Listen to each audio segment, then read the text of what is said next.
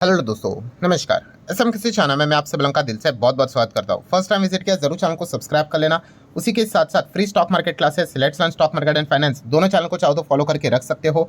And आज के दिन let's learn stock market and finance इस चैनल पे भी नया लेक्चर अपलोड हो चुका है। अगर आपने नहीं देखा है तो इस चैनल को जरूर चेकआउट कर सकते हो एंड नया वीडियो को स्टडी कर सकते हो। लिंक ऊपर आई बटन पे मिल जाएगा। सो चलो दोस्तों, फिलहाल तो इस वीडियो को स्टार्ट कर लेते हैं।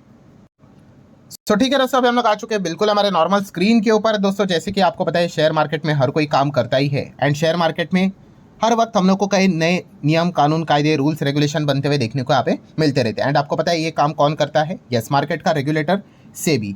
सो सेबी ऐसा ही कुछ वापस यहाँ पे करने जा रहा है। कब? 12 सितंबर को। सो 12 सितंबर को क्या रहने वाला है? तो 12 सितंबर को सेबी की बोर्ड मीटिंग हम लोग को देखने को यहाँ पे मिलने वाली है। एंड इस बोर्ड मीटिंग में मल्टीपल एजेंडा हम लोग को देखने को यहाँ पे मिल रहे हैं। एजेंडा मतलब क्या क्या टॉपिक कवर करने वाले हैं एंड वहाँ पे डिस्कशन होकर शायद से इस पर्टिकुलर पॉइंट से रिलेटेड नए नियम, कानून, कायदे हम लोग को देखने को यहाँ पे मिल जाए।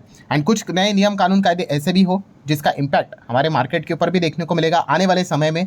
तो ज़रूर ये चीज़ें आप लोगों को पता होनी चाहिए। हालांकि जैसे मैंने आपको कहा कि मीटिंग कब है? 12 सितंबर को। तो अभी जो बातें बोली जा रही है वो सारी पॉसिबिलिटी वाली बातें हैं। हो सकता है इसमें से कुछ ही चीज़ें सच हो सकता है सभी के सभी सच हो एंड ऐसा भी हो सकता है कि सभी के सभी फेल भी हो जाए।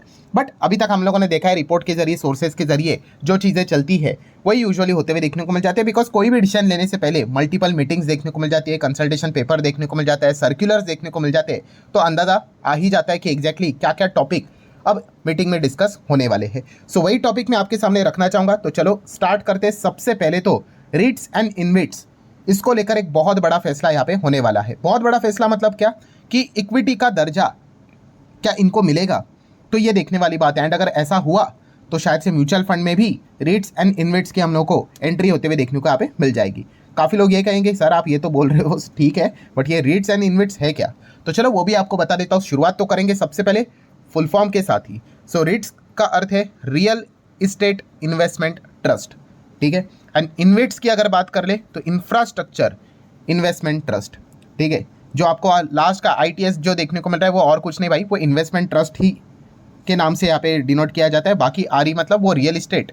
एंड INV की अगर हम लोग यहाँ पे बात कर ले तो वो इंफ्रास्ट्रक्चर का हम लोग का ये शॉर्ट फॉर्म देखने को यहाँ पे मिल रहा है। सो मतलब बेसिकली आप यहाँ पे कह सकते हो रीट्स किससे रिलेटेड है? रियल इस्टेट से रिलेटेड है। एंड इनविट्स इंफ्रास्ट्रक्चर से रिलेटेड है। आप इनके लोगों से भी थोड़ा बहुत अंदाजा इजीली यहाँ पे ले सकते हो।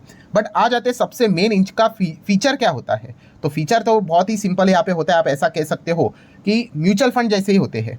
म्यूचुअल फंड में भी क्या होता है? आप मल्टीपल इक्विटीज़, ठीक है, अगर इक्विटी म्यूचुअल फंड ही पकड़ लो तो अलग अलग कंपनीज के स्टॉक्स कैसे निवेश करते हो आप यहाँ पे, मतलब एक कोई म्यूचुअल फंड लेते हो। बस वैसे ही रीट्स की भी अगर हम लोग बात कर ले कुछ वैसा ही रहता है। आप देख सकते हैं invest in income generated real estate assets में वो निवेश यहाँ पे करते हैं। Like office building, hotels, shopping malls, residential apartments की बात करें उनमें वो पैसा लगाते हैं। एंड इन्वेट्स की बात कर ले तो इंफ्रास्ट्रक्चर प्रोजेक्ट्स की अगर बात कर ले, ठीक है, telecom towers, highway, power transmission lines, airports, उनमें वो निवेश करते हुए देखने को यहाँ पे मिल जाते हैं। एंड ऑब्वियसली इस चीज़ के चलते इनकम सोर्स यहाँ पे क्या रहेगा? तो आपको रिटर्न्स कैसे मिलते हैं? लीजिंग एंड रेंटिंग प्रॉपर्टीज़ के चलते इनकम मिलते हुए देखने को यहाँ पे मिल जाता है, ठीक है। इनका तो फीस टोल स्ट्रक्चर के चलते इनकम बनते हुए देखने को यहाँ पे मिल जाता है। एंड अगर रिस्क प्रोफाइल के मतलब खास करके लिक्विडिटी की बात कर ले तो रीट्स में तो हम यहाँ पे कह सकते हैं जनरली हायर लिक्विडिटी रहती है, क्योंकि रियल इस्टेट आप सभी लोगों को पता है इतने कुछ चीज़ें देखने को यहाँ पे मिल जाती है, ठीक है। इन्वेट्स की बात कर ले, हाँ, थोड़ा सा लेस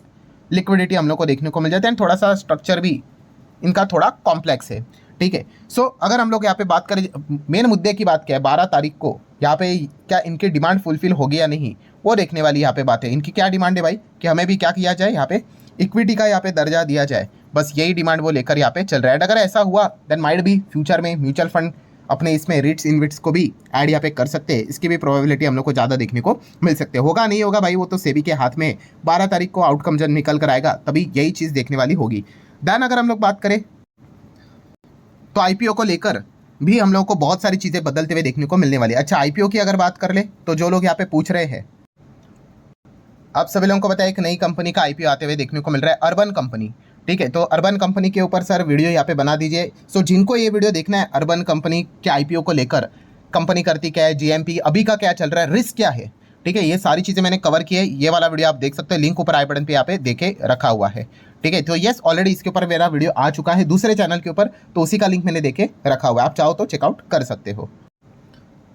तो चलो हम लोग बात किसी की कर रहे थे, आईपीओ की। तो आईपीओ के क्या क्या नियम बदलने वाले, सबसे पहले जो बड़े आईपीओ है जिनका साइज काफ़ी बड़ा होता है, उनके लिए यहाँ पे कुछ नियम कानून कायदे यहाँ पे बदल सकते हैं। जैसे कि अगर हम लोग यहाँ पे बात करें, सबसे पहला पॉइंट है लेस स्टेक डाइल्यूशन। ठीक है, यहाँ पे मतलब अगर देखा गया तो कम स्टेक आप बेचकर भी मार्केट में एंट्री कर सकते हो, इसकी पॉसिबिलिटी हम लोग को देखने को मिल सकती है। ऐसा नियम कानून कायदा शायद से सेबी पास कर दे, क्योंकि बड़े जो कंपनी होती है, आप सभी लोगों को पता है भाई कि एक्चुअल में जो साइज़ का आईपीओ लाना काफ़ी मुश्किल यहाँ पे हो जाता है, तो इनके लिए शायद से छूट यहाँ पे हो सकती है। तो आप देख सकते हैं larger company can sell a smaller portion in IPO. ठीक है, ये पॉसिबल हो सकता है। 12 तारीख की मीटिंग में ये एक फैसला यहाँ पे लिया जा सकता है, जो कि एक वैलिड भी आप कह सकते हो। देन अगर हम लोग बात करें अगेन, जो एक प्रॉब्लम हो जाती है कि जो बड़ी कंपनी होती है वो मार्केट में जब आ भी जाती है, ठीक है, लार्ज कंपनीज की बात कर रहे हैं, तो उसके बाद आपको पता है सेबी का एमपीएस का रूल होता है। एमपीएस बोले तो मिनिमम पब्लिक शेयर होल्डिंग, हाँ वही 75:25, कि भाई आपको 3 साल का टाइम दिया जाता है। अब जैसे आईपीओ लेकर आओगे, कम से कम 25% तो पब्लिक के लिए होना चाहिए स्टेक। ठीक है, अगर पहले से ही है तो वेल एंड गुड, कम से कम फिर 30-40 कितना भी चलेगा। ठीक है, या फिर आप उल्टा भी बोल सकते हो, प्रमोटर 75% के ऊपर अपना स्टेक होल्ड नहीं कर सकते। ठीक है, एंड अगर कर रहे हैं आईपीओ लाने के बाद, तो उनको कितना टाइम दिया जाता है, 3 साल दिया जाता है। बट प्रॉब्लम किन के लिए होती है, यस अगेन जो बड़े कंपनीज होती है भाई, उनके लिए काफ़ी मुश्किल हो जाती है। तो यहाँ पे शायद से एक नया नियम आ सकता है, जो बड़ी कंपनियां हैं, ठीक है, इनको लंबा टाइम दिया जा सकता है एमपीएस का रूल कंप्लाई करने के लिए। ठीक है, अभी लेटेस्ट एक एग्जांपल आपको देना चाहूँगा। आपको पता है एलआईसी, अब एलआईसी ने आपको पता है केवल 3.5% ही स्टेक अपना निकाला है। 3.5% तो कुछ तो 21,000 करोड़ का आईपीओ आया था, जस्ट इमेजिन। ठीक है, सो इनको अपना जो 75-25 का रूल अगर कंप्लाई करने जाएंगे, तो भाई साहब कितना बड़ा मतलब स्टेक उनको यहाँ पे निकालना पड़ेगा, कितने करोड़ों का, क्या वो पूरा भर भी पाएगा। ठीक है, एंड क्या ये 3 साल में अपना बाकी का रिमेनिंग स्टेक बेच पाएंगे, तो प्रैक्टिकली तो पॉसिबल नहीं लगता है। तो इसीलिए एलआईसी को स्पेशल कंसेशन दिया है कि 10-12 साल आपको एक्स्ट्रा देते हैं कि आप तब तक 75-25 वाला रूल कंप्लाई करो। तो इसीलिए यहाँ पे क्या किया जा रहा है कि जो बड़े आईपीओ रहेंगे उनको इस प्रकार का कंसेशन दिया जा सकता है। इसी को लेकर एक नया नियम कानून कायदा आ सकता है, वो 12 तारीख को पता चल जाएगा। देन अगर हम लोग बात करें दोस्तों, तो एंकर इन्वेस्टर का जो कोटा है वो आईपीओ में 40% तक इंक्रीज हो सकता है। एंड उसी के साथ साथ इंश्योरेंस की अगर बात कर ले, पेंशन फंड की बात कर ले, ठीक है, इनका भी सेपरेट अलोकेशन हम लोग को देखने को यहाँ पे मिल सकता है। ठीक है, सो ये भी एक देखने वाली बात है, 12 तारीख को पता चल जाएगी। देन एंकर इन्वेस्टर की बात करें तो और ज़्यादा एंकर इन्वेस्टर यहाँ पे अलाउ किए जा सकते हैं, जो आईपीओ 250 से लेके 500 करोड़ के आसपास रहते हैं। सो ज़्यादा एंकर इन्वेस्टर आएंगे। आपको पता है थोड़े बड़े इन्वेस्टर होते हैं, लंबा सोचते हैं, ठीक है, क्विकली सोचते हैं नहीं कि शॉर्ट फॉर्म में कितना पैसा बनेंगे। तो 250 से लेके 500 करोड़ वाले आईपीओ में एंकर इन्वेस्टर को जितना ज़्यादा एंट्री यहाँ पे दी जाएगी, मोस्ट प्रोबेबली आप थियोरेटिकली एक्सपेक्ट कर सकते हो थोड़ा स्टेबिलिटी इन छोटे आईपीओ में आ सकता है। देन क्रेडिट रेटिंग की बात करें, इनको एक्स्ट्रा बिजनेस मिल सकता है। एक्स्ट्रा बिजनेस मिल सकता है मतलब क्या बोली जा रही बात, तो आप यहाँ पे देख सकते हो क्रेडिट रेटिंग एजेंसी को अलाउ किया यहाँ पे जा सकता है। ठीक है, इनका स्कोप बड़ा किया जा सकता है विथ स्ट्रिक्ट रूल्स, मतलब जो बाकी के भी हम लोगों को रेगुलेटर्स देखने को मिल जाते हैं, उनके भी प्रोडक्ट्स जो रहेंगे, ठीक है, आप आरबीआई की बात कर ले, और भी अलग अलग रेगुलेटर्स जो देखने को मिल जाते हैं, उनको भी ये रेट कर सकते हैं। तो ये भी परमिशन मिल सकती है, मिली नहीं अभी तक, वो 12 तारीख को यहाँ पे पता चल जाएगी।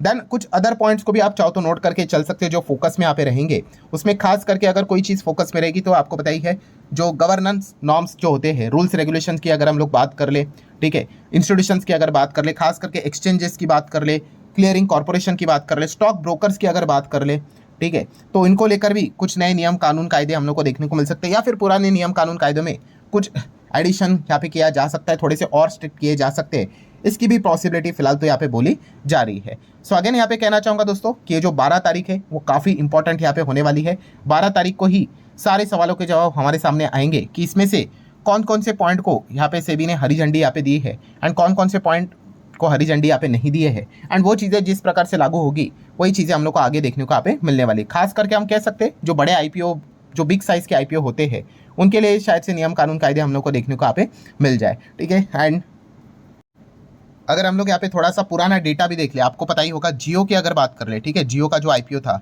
ठीक है, अगर वो आएगा तो आपको पता ही है कि कितना बड़ा आईपीओ होगा। जियो की बात कर ले, रिटेल की बात कर ले, मतलब रिलायंस रिटेल की बात कर ले, तो उन्होंने भी एक पॉइंट ये सामने यहाँ पे रखा हुआ था कि ये जो मसला जब तक यहाँ पे हल नहीं होता है तब तक IPO लाना भी एक मुश्किल चीज़ यहाँ पे हो सकती है। सो फिलहाल हम कह सकते हैं कि अगर आज ही के मतलब ये 12 सितंबर को अगर ये चीज़ सॉल्व अगर हो गई तो फिर जियो का IPO, जैसे कि अंबानी ने तो पहले ही बोला है कि अगले 2026 में ही साल में वो यहाँ पे लाने वाले हैं, ठीक है। तो इनके लिए भी रास्ता क्लियर हो जाएगा, क्योंकि ये भी बड़ा साइज़ का IPO होगा, छोटा स्टेक लेकर वो आ सकते हैं। एंड उसके बाद 75-25 वाला रेशो भी कंप्लाई करने के लिए माइट भी उनको मोर देन 3 साल का भी टाइम यहाँ पे मिल सकता है, अगर सेबी ने 12 तारीख को ये चीज़ों को एक्सेप्ट किया तो। देखते होता है कि नहीं। सो जितने इंपॉर्टेंट पॉइंट्स थे सारे कवर कर लिए। वीडियो हेल्पफुल लगा होगा, चाहो तो लाइक एंड शेयर कर सकते हो, एंड इस चैनल पे विजिट करते हो चाहो तो कर सकते हो, एंड चाहो तो उस वीडियो को भी स्टडी कर सकते हो। सो चले दोस्तों, मिलते हैं अगले वीडियो में, तब तक के लिए तो टाटा बाय बाय।